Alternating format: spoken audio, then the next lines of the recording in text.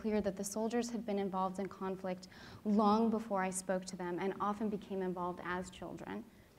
Many of the soldiers I talked to had been coerced or abducted into armed groups at a very young age, but they actually chose to stay and to fight in order to avenge the terrible violence that they had witnessed against their families and against their communities.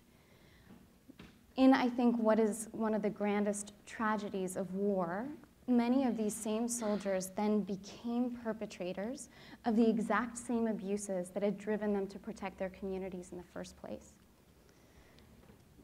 So I think what is most striking of all is that many of the individuals I spoke with had actually tried to leave armed groups, not once, but multiple times.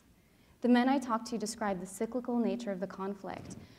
Without a foundation of peace and stability, demobilization efforts remained this revolving door for combatants. They tried to become civilians, they failed, and then they returned again to fighting. You are talking about the stigmatization in their community. Why?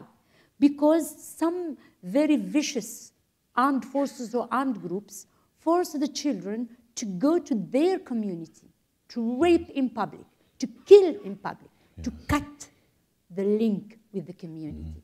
And then they cannot return. Sometimes children return to a community where they were with an enemy combatant because they were recruited by the enemy.